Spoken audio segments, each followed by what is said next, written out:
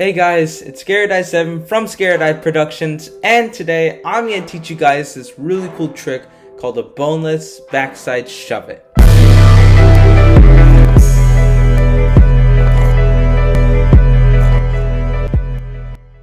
So the boneless backside shuvit is a really cool variation of the boneless, and when done correctly, this trick can look insanely cool. It's also not a very common trick, and so because of that, it can add a lot of style to your riding as well. So before you learn this trick, you want to be able to do a normal boneless, and you also want to know how to ride on your board pretty comfortably. This is the bare minimum for this trick because stability is key. You need a lot of things before you try this trick because this trick is on the harder side of things and it generally feels a little bit weird to do it first. Having as many boneless variations as possible is only going to help you because this trick is definitely pretty hard, especially for a beginner. I would suggest to have something like a boneless front 780 and a boneless finger flip because these are easier boneless variations that can help you get your stability down before you try harder tricks like the boneless backside shuvit. So overall, this is a harder trick. It's generally on the intermediate side of tricks, but it opens up a whole new style of riding that you are currently not aware of, and it definitely opens up a whole new arsenal of tricks as well. So in terms of your foot positioning on this trick, you're going to want to have your front foot near the top of the board towards the front of the board. And the reason for this is because it's going to give you a lot of control over the board. When you do this trick, the main thing that's going to be happening is your front foot is going to be coming to the ground. And so if you have your front foot farther up the board, it's going to allow you to release that front foot and still feel stable in the back because you're giving your board more overall control and you can release it with more stability. When it comes to your back foot, you want to not actually have it on the tail, contrary to popular belief, but instead you want to have it above it. You want to have it slightly above the tail and in the back of the board. And the reason for this is because you don't want the board to pop up immediately as you take off your front foot. This is crucial as your hand has to be the thing that's going to lift the board up. So what your back foot is doing is it's keeping that stability as you release that front foot. When you release that front foot and put it on the ground during the first step, you need the board to not pop up, but you need it to stay stable so that your hand can grab it and do the rotation. And so because of that, having your back foot in this position gives it a lot of stability and definitely helps you out with this trick. So step one of this trick is the same first step as all boneless variations. You're going to take your front foot, put it on the ground, and then grab the board with your front hand. But I want to go a little more in depth than simply putting your front foot on the ground and grabbing it with your hand. I want to talk about stuff like leaning forward and shift of weight so that you guys can really understand what's actually going on in this step. So the way I want you guys to start this is you're going to want to start off by leaning forward. This is going to add a lot more weight to your front foot, and it's really how you start a majority of tricks in longboarding.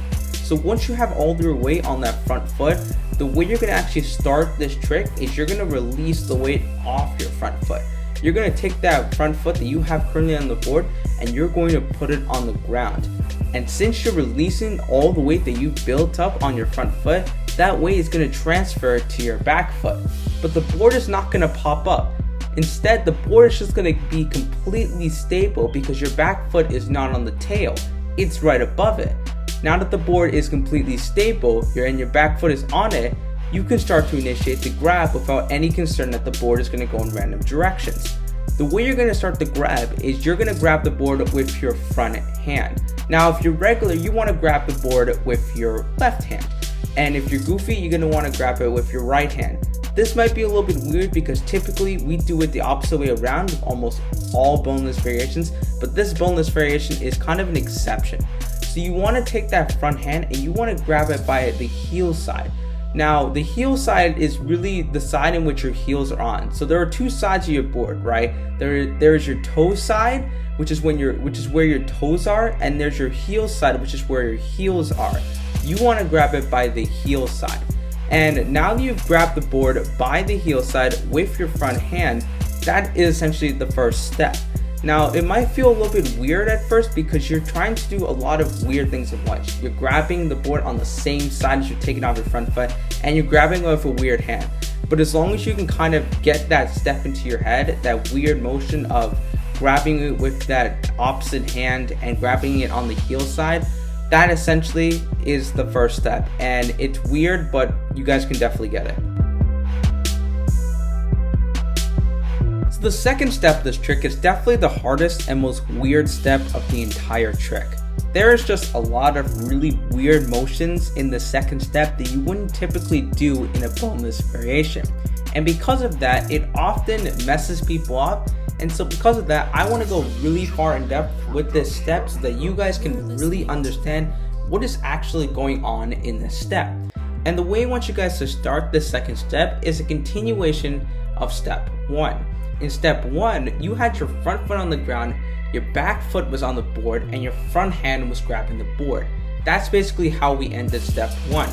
Step 2 is all about the rotation.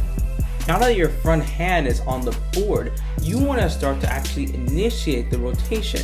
And the way you're going to do this is you're going to pull the board out and around you, almost behind you in a way. And the way I want you guys to think of it is like an arc.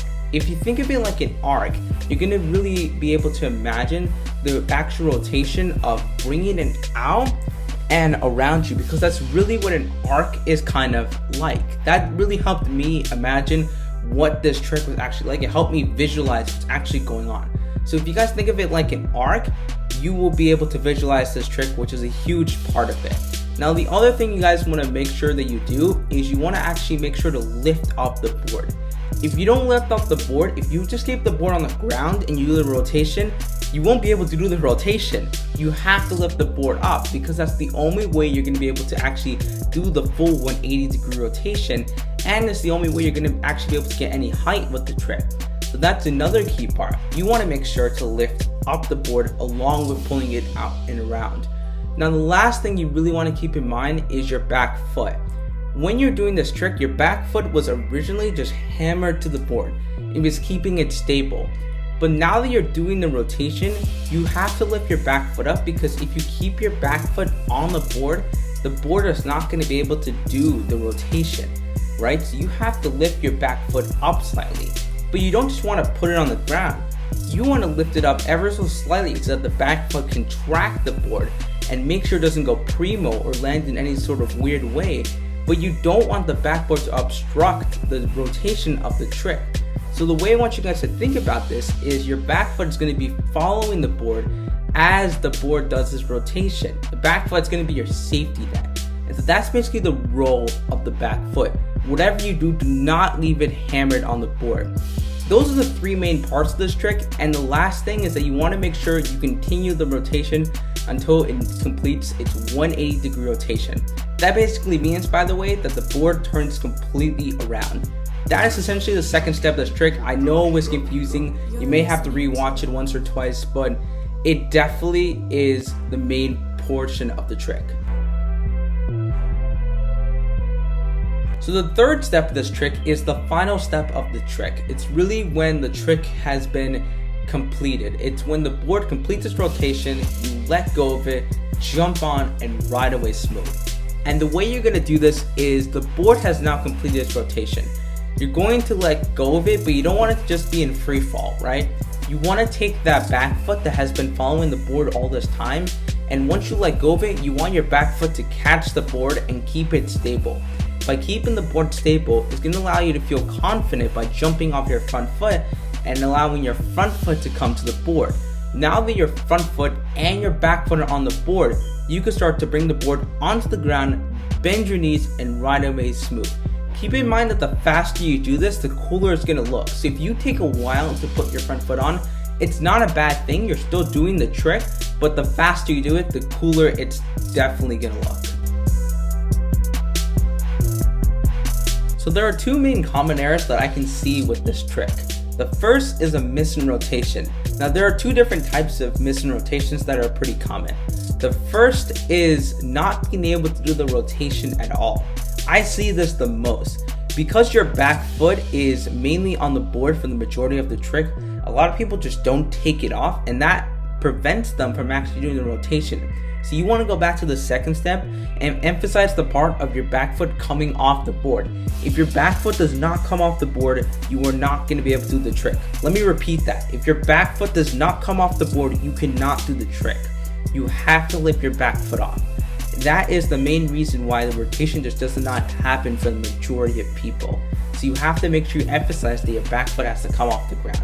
Not completely like onto the ground, but just above the board enough where you can just keep it stable and make sure that it does the rotation. So the other thing that can cause a miss in rotation is the rotation just not being fully there.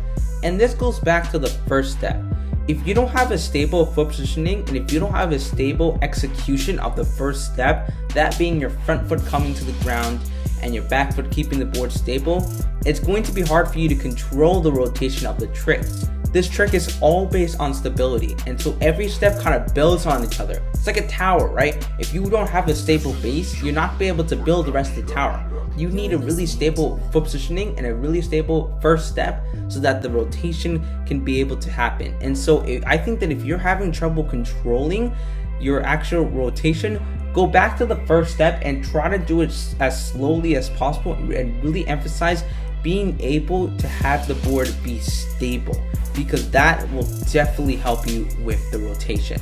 Another thing you can probably do besides that is just to practice the rotation on its own. Practice that arc, because that may be another reason why it's starting to fly out of control. And so if you practice that arc with the intention of not going too far out, but just far enough to do the rotation, you can make sure that you can do the rotation right under you in a way where it will not fly off control and where you can control it fully and you can land. The second common error that can mainly occur is a miss in landing, and this goes back to the third step. You want to release the board close to you, but not too close. I know that sounds like the most vague thing ever, but let me put it this way. If you release the board right above your knee and you are trying to jump onto the board, chances are you're going to hit the board with your knee, and that's really going to hurt. So the way you want to do this is you want to release the board in front of you, but not too far out in front of you, right? If you release the board too far out in front of you, you're not going to be able to jump out in front to catch it. You want to release the board just a little bit in front of you, whereby you can have enough space to do the rotation, but also have the ability to catch and be able to jump on. You want to release it just about a step or so in front of you. That may take a little bit of time and effort to kind of figure out where that feels best for you, but if you can figure that out, it will definitely help you with your miss in landing. Another thing is you want to make sure you have your back foot and your knees bent, as well as your back foot kind of there to catch it, right? Your back foot is kind of following the board for the majority of the trick, but as you get into the landing step, you want your back foot to really catch the board. You want your back foot to keep the board stable. And you want to bend your knees so that the board will continue to be stable and you can be stable. That way you don't slip out, right? If you have your knees bent, you're physically closer to the ground. So even if you do end up slipping out, you're going to be so close to the ground, it's not even going to hurt. So the main thing with this trick is, first of all, release it close enough to you and to have your back foot catch the board as well as your knees bent so that you don't slip out. If you get that, you will never miss the landing ever again. Alright guys, thank you guys so much for watching this video today. If you enjoyed it, make sure to leave a like and subscribe for similar content. Also, be sure to follow me on Instagram because I give weekly updates about what's going on in my life and just this channel in general. And so if you follow me on Instagram, you can get a lot of really cool sneak peeks. So I definitely suggest that you guys do that. Anyway, thank you guys so much for watching, and I will see you in the next video.